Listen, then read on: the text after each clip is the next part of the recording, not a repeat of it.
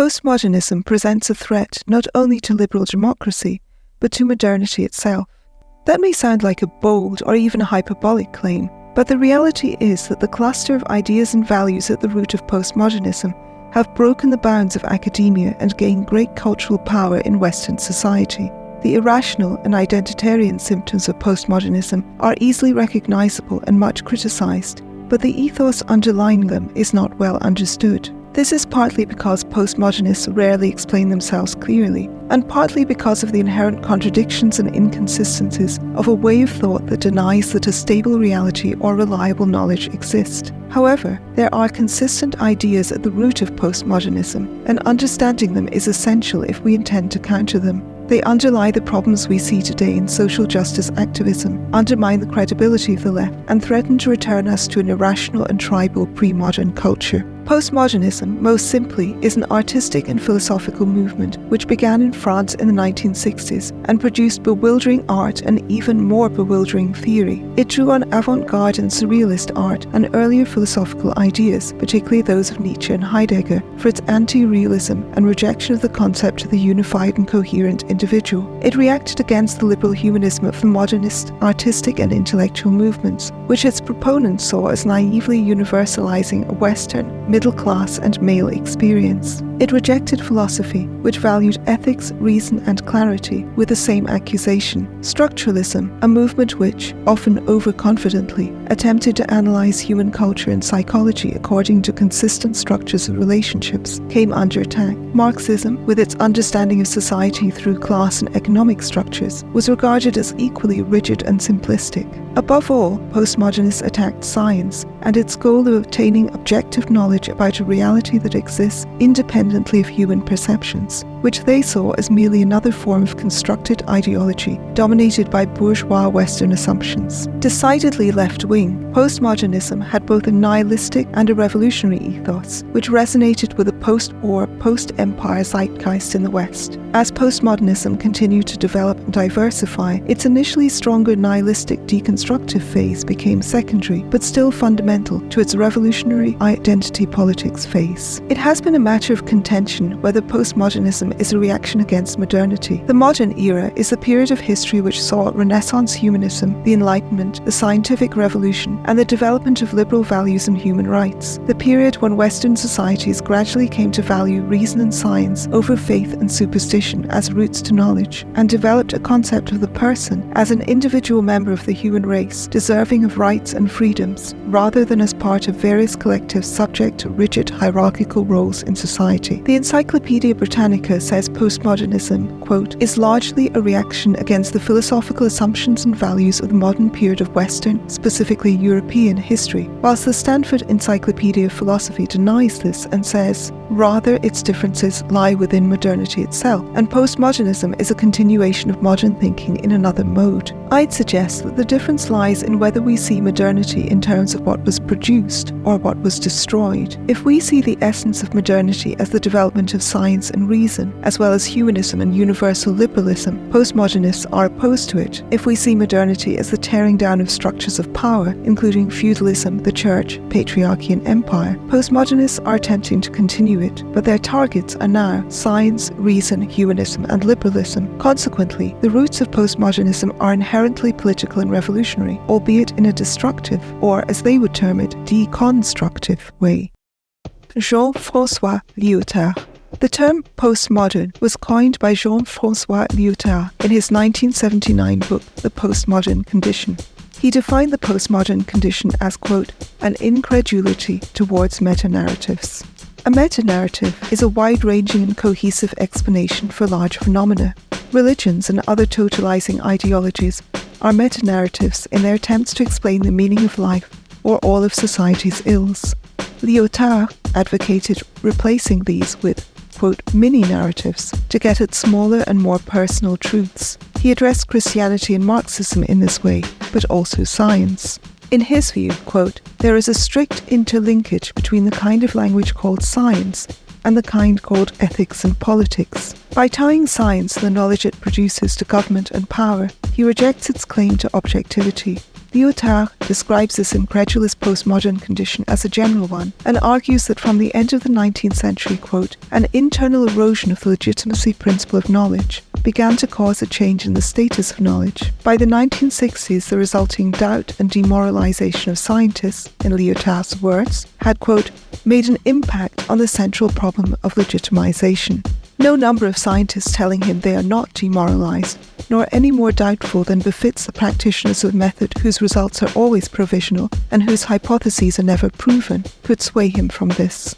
We see in Lyotard an explicit epistemic relativism, belief in personal or culturally specific truths or facts, and the advocacy of privileging, quote, lived experience over empirical evidence. We see too the promotion of a version of pluralism that privileges the views of minority groups over the general consensus of scientists or liberal democratic ethics, which are presented as authoritarian and dogmatic. This is consistent in postmodern thought. Michel Foucault.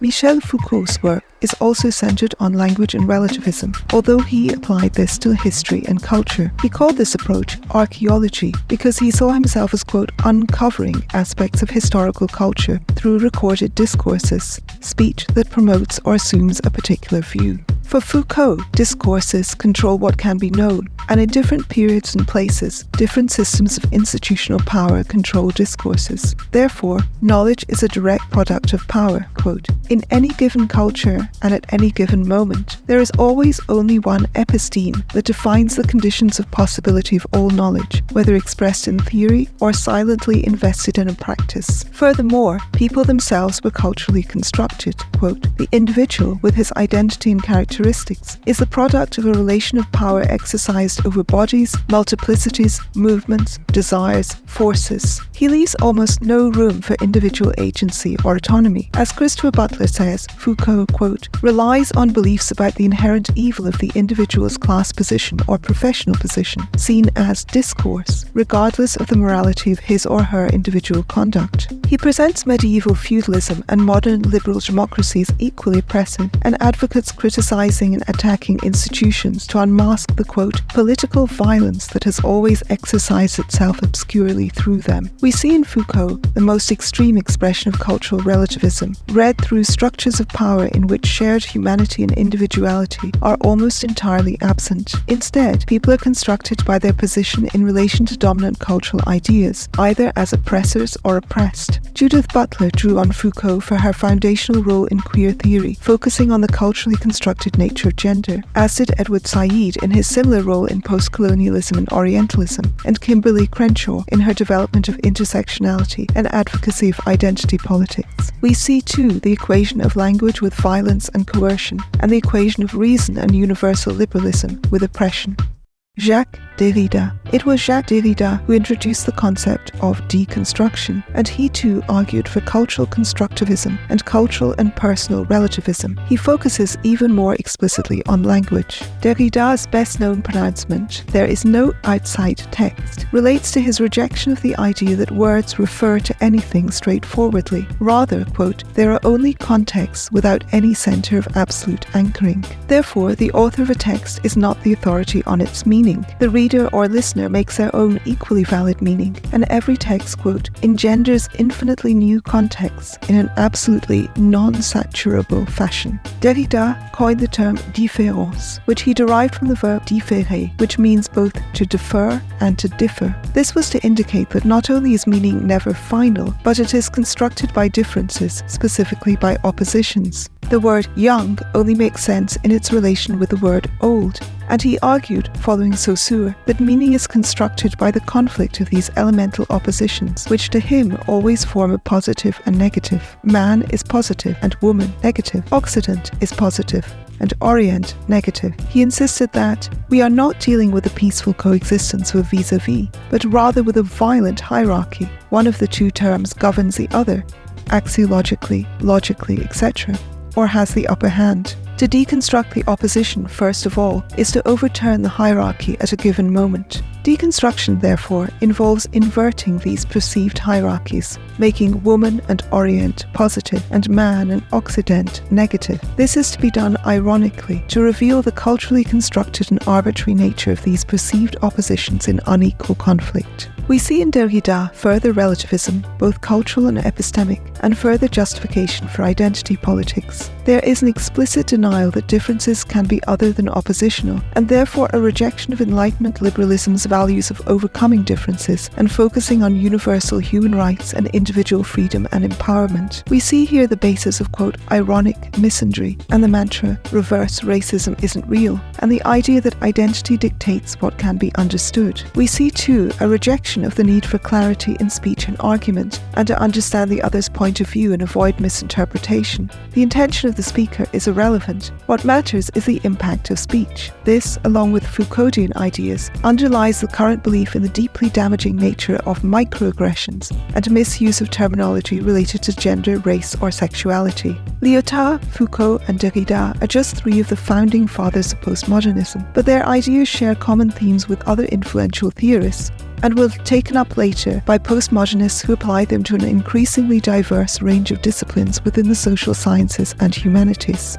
We've seen that this includes an intense sensitivity to language on the level of the word, and a feeling that what the speaker means is less important than how it is received, no matter how radical the interpretation. Shared humanity and individuality are essentially illusions, and people are propagators or victims of discourses depending on their social position, a position that is dependent on identity far more than on their individual engagement with society. Morality is culturally relative, as is reality itself. Empirical evidence is suspect, and so are any culturally dominant ideas, including science, reason, and universal liberalism. Far more important are the lived experience, narratives, and beliefs of marginalized groups, all of which are equally quote-unquote true, but must now be privileged over Enlightenment values to reverse an oppressive, unjust, and entirely arbitrary social construction of reality, morality, and knowledge. The desire to smash the status quo, challenge widely held values and institutions, and champion the marginalized is absolutely liberal in ethos. Opposing it is resolutely conservative. This is the historical reality. But we are at a unique point in history where the status quo is fairly consistently liberal, with a liberalism that upholds the values of freedom, equal rights, and opportunities for everyone, regardless of gender, race, or sexuality. The result is confusion, in which lifelong liberals wishing to conserve this kind of liberal status quo find themselves considered conservative, and those wishing to avoid conservatism at all costs find themselves defending irrationalism and illiberalism. Whilst the first postmodernists mostly challenged discourse with discourse, the activists motivated by their ideas are becoming more authoritarian and following those ideas to their logical conclusion. Freedom of speech is under threat because speech is now dangerous. So dangerous that people considering themselves liberal can now justify responding to it with violence. The need to argue a case persuasively using reasoned argument is now often replaced with references to identity and pure rage. Despite all the evidence that racism, sexism, homophobia, transphobia, and xenophobia are at an all-time low in Western societies, leftist academics and social justice activists display a fatalistic pessimism enabled by postmodern interpretative reading practices that valorize confirmation bias. The authoritarian power of the postmodern academics and activists seems to be invisible to them, whilst being apparent to everyone else. As Andrew Sullivan says of intersectionality, it posits a classic orthodoxy through which all of human experience is explained, and through which all speech must be filtered.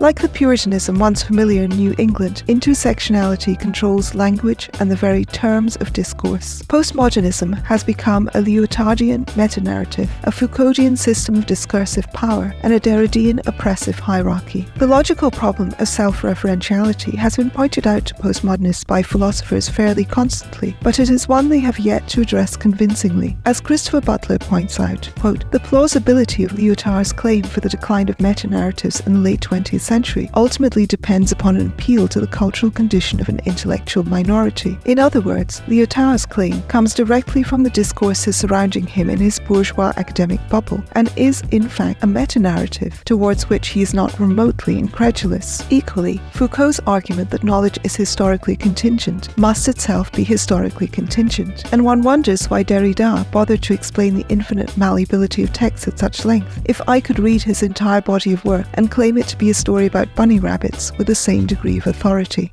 Postmodernism in the academy. This is, of course, not the only criticism commonly made of postmodernism. The most glaring problem of epistemic cultural relativism has been addressed by philosophers and scientists. The philosopher David Detmer, in challenging postmodernism, says, "Consider this example, provided by Erasime Kohak. When I try unsuccessfully to squeeze a tennis ball into a wine bottle, I need not try several wine bottles and several tennis balls before, using Mill's canons of induction, I arrive inductively at the hypothesis that tennis balls do not fit into wine bottles." We are now in a position to turn the tables on postmodernist claims of cultural relativism and ask, if I judge that tennis balls do not fit into wine bottles, can you show precisely how it is that my gender, historical and spatial location, class, ethnicity, etc. undermine the objectivity of this judgment? However, he has not found postmodernists committed to explaining their reasoning, and describes a bewildering conversation with postmodern philosopher Laurie Calhoun.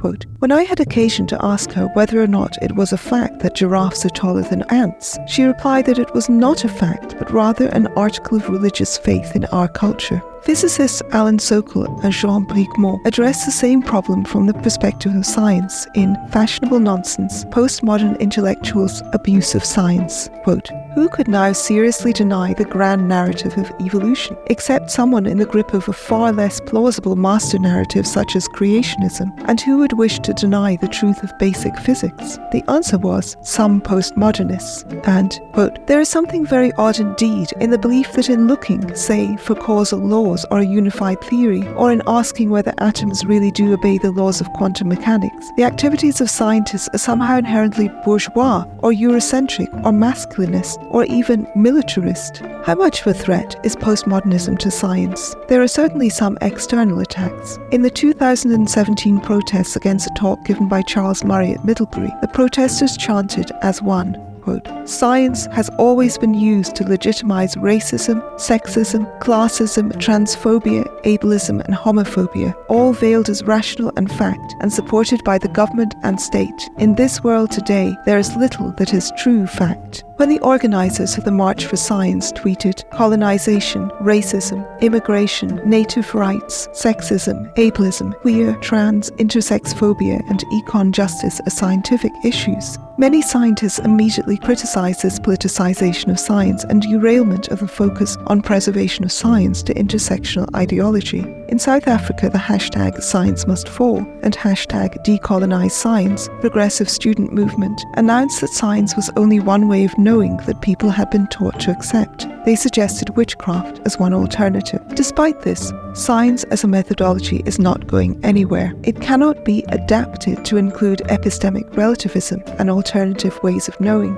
It can, however, lose public confidence and thereby state funding, and this is a threat not to be underestimated. Also, at a time in which world rulers doubt climate change, parents believe false claims that vaccines cause autism, and people turn to homeopaths and naturopaths for solutions to serious medical conditions, it is dangerous to the degree of an existential threat to further damage people's confidence in the empirical sciences. The social sciences and humanities, however, are in danger of changing out of all recognition. Some disciplines within the social sciences already have. Cultural anthropology, sociology, cultural studies and gender studies, for example, have succumbed almost entirely not only to moral relativism but epistemic relativism. English literature too, in my experience, is teaching a thoroughly postmodern orthodoxy. Philosophy, as we have seen, is divided. So is history. Empirical historians are often criticized by the postmodernists among us for claiming to know what really happened in the past. Christopher Butler recalls Diane Perkis's accusation that Keith Thomas was enabling a myth that grounded men's historical identity in the powerlessness and speechlessness of women when he provided evidence that accused witches were usually powerless beggar women. Presumably, he should have claimed, against the evidence, that they were wealthy women, or better still, men. As Butler says, it seems as though Thomas's empirical claims here have simply run foul of Perkis's rival organizing principle for historical narrative.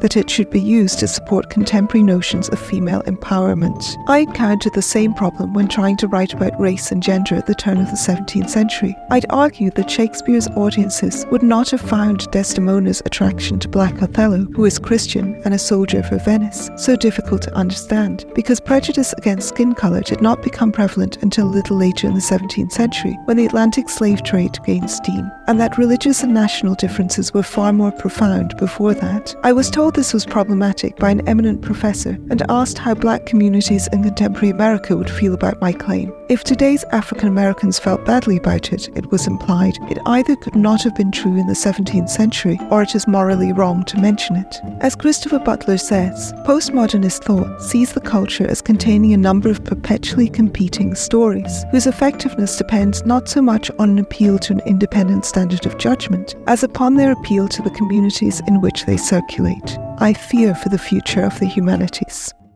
Postmodernism beyond the academy. The dangers of postmodernism are not limited to pockets of society which centre on academia and social justice, however. Relativist ideas, sensitivity to language, and focus on identity over humanity or individuality have gained dominance in wider society. It is much easier to say what you feel than rigorously examine the evidence. The freedom to interpret reality according to one's own values feeds into the very human tendency towards confirmation bias and motivated reasoning. It has become commonplace to note that the far right is now using identity politics and epistemic relativism in a very similar way to the postmodern left. Of course, elements of the far right have always been divisive on the grounds of race, gender and sexuality, and prone to irrational and anti-science views. But postmodernism has produced a culture more widely receptive to this. Keenan Malik describes the shift, quote, "When I suggested earlier that the idea of alternative facts draws upon, quote, a set of concepts that in recent decades have been used by radicals, I was not suggesting that Kellyanne Conway or Steve Bannon, still less Donald Trump, have been reading up on Foucault or Baudrillard. It is rather that sections of academia and of the left have in recent decades helped create a culture in which relativized views of facts and knowledge seem untroubling, and hence made it easier for the reactionary right not just to reappropriate, but also to promote reactionary ideas. This set of concepts threatens to take us back to a time before the Enlightenment, when reason was regarded as not only inferior to faith, but as a sin. James K.A. Smith, Reformed theologian and professor of philosophy, has been quick to see the advantages for Christianity, and regards postmodernism as, quote, a fresh wind of the spirit sent to revitalize the dry bones of the church. In Who's Afraid of Postmodernism, taking Derrida, Lyotard and Foucault to church, he says, a thoughtful engagement with postmodernism will encourage us to look backward. We will see that much that goes under the banner of postmodern philosophy has one eye on ancient and medieval sources, and constitutes a significant recovery of pre-modern ways of knowing, being and doing, and postmodernism can be a catalyst for the church to reclaim its faith, not as a system of truth dictated by neutral reason, but rather as a story that requires eyes to see and ears to hear. We on the left should be very afraid of what our side has produced. Of course, not every problem in society today is the fault of postmodern thinking, and it is not helpful to suggest that it is. The rise of populism and nationalism in the US and across Europe are also due to a strong existing far right and the fear of Islamism produced by the refugee crisis. Taking a rigidly anti-SJW stance and blaming everything on this element of the left is itself rife with motivated reasoning and confirmation bias. The left is not responsible for the far right or the religious right or secular nationalism, but it is responsible for not engaging with reasonable concerns reasonably and thereby making itself harder for reasonable people to support. It is responsible for its own fragmentation, purity demands and divisiveness, which make even the far right appear comparatively coherent and cohesive. In order to regain credibility, the left needs to recover a strong, coherent and reasonable liberalism. To do this, we need to out-discourse the postmodern left. We need to meet their oppositions, divisions and hierarchies with universal principles of freedom, equality and justice. There must be a consistency of liberal principles in opposition to all attempts attempts to evaluate or limit people by race, gender, or sexuality. We must address concerns about immigration, globalism, and authoritarian identity politics currently empowering the far right, rather than calling people who express them racist, sexist, or homophobic, and accusing them of wanting to commit verbal violence. We can do this whilst continuing to oppose authoritarian factions of the right who genuinely are racist, sexist, and homophobic, but can now hide behind a facade of reasonable opposition to the postmodern left. Our current crisis is not one of left versus right, but of consistency, reason, humility, and universal liberalism versus inconsistency, irrationalism, zealous certainty, and tribal authoritarianism. The future of freedom, equality, and justice looks equally bleak whether the postmodern left or the post-truth right wins this current war. Those of us who value liberal democracy and the fruits of the Enlightenment and scientific revolution and modernity itself must provide a better option. Thank you for listening.